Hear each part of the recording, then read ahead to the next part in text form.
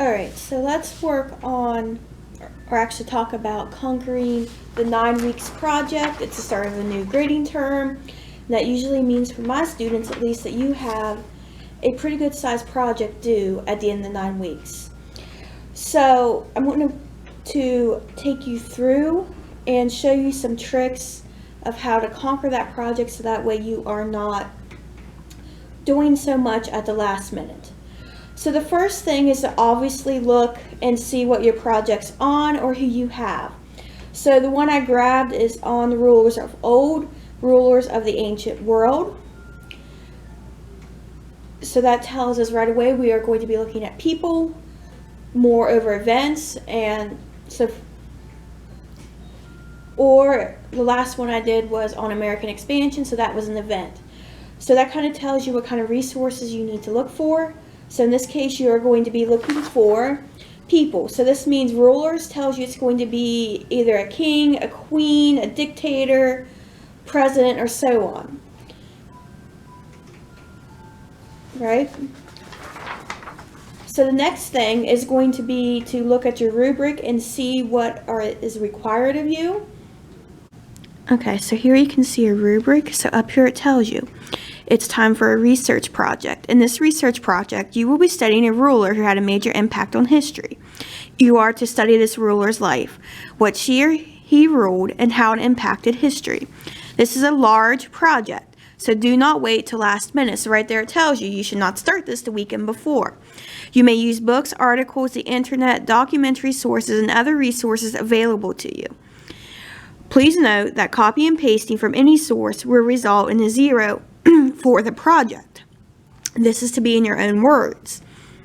Below is an outline of what needs to be included in your project.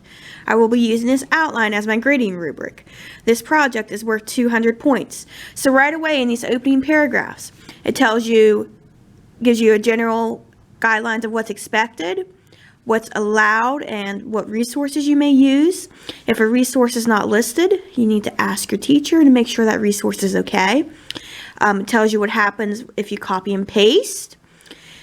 And it tells you that this paper right here is what your teacher will be grading from. Okay, so now it kind of goes into the expectations, and it tells you the point values for everything. So you need to look, you need to cover, and then it tells you what's expected for the cover. Paper tells you how long your paper needs to be, and then it gives you bullet points as to what needs to be included in your paper. And I always tell my students that these bullet points right here, if you include everything, you will have that length. And also you might want to double check about the length. It says 3 to 4 pages. What does your teacher call a page? Is it one side of a paper or is it front and back? These are questions that you need to ask when your teacher is going over the project. So on the next page, again, we can see some more guidelines for the paper. And it says use dates if given. That could be important later on. In this case it is because we have a timeline. And if you read the directions, it tells you you may use the same dates from your timeline in your paper or vice versa. All right, then you need a map, and it tells you exactly what's expected in your map. Your flag, free choice, big thing. And then on the back, it tells you that you are going to have to present your project later on. So you need to read through your rubric that you are giving very closely, because a lot of times it is going to tell you exactly what is required in the project. In this case it does. This rubric is 3 pages. So it has everything outlined in it. And usually if you do everything in the rubric, especially if that's what your teacher is grading from, you will typically get a higher grade than somebody who just wings it. Okay? Make this manageable. As you can see, this was kind of a larger project. The first thing is you want to look at your due date. So in this, for example, this is due on March 12th. That is 2 months from now. Then you need to look and see how many things are required of you. In this case, they have 1, 2, 3, 4, 5, 6, 7 things. So realistically, if you were to do one thing a week, you would have this project finished with 1 week to spare. Okay? So for example, I always tell my students to kind of work backwards. They have to do a cover, a timeline, a map, a flag, and a free choice, and a big thing.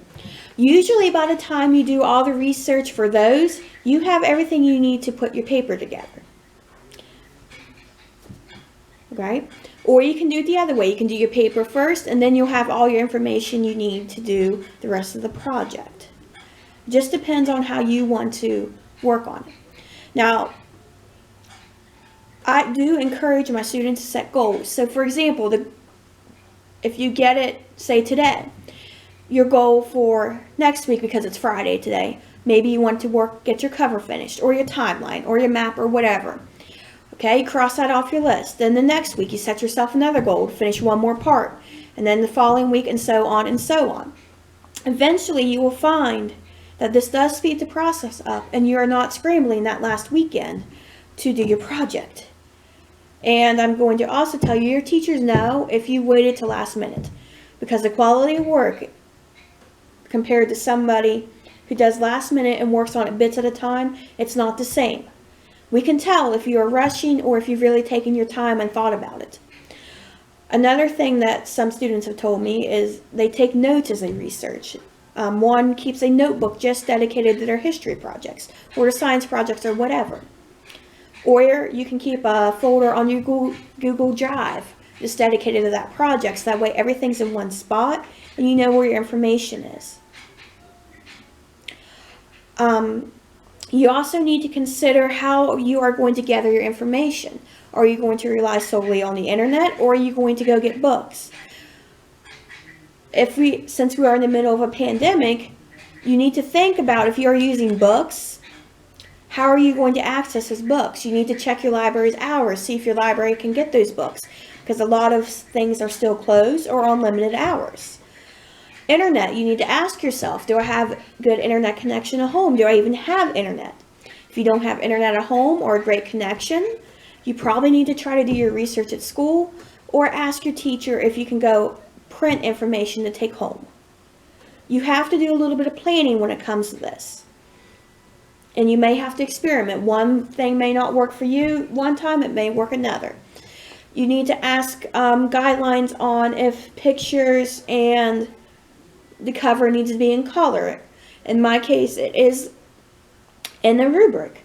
You need to ask your teacher for a picture collage. Are captions required? How many pictures do I need? For your timeline, how many dates? What kind of dates are we looking for? Map. Same questions. Whenever you are given this assignment, instead of sitting there and blowing it off while your teacher's going over the directions because you think you know how to do it, you need to be looking and following along and thinking about what questions you need to ask, or any questions that may come up later on. Your teacher is not going to be too impressed if you wait until the day before it's due to start asking questions. You need to plan ahead, and you need to plan accordingly. All right? So I hope that helps. And your project's due on March 12th if my students are watching this.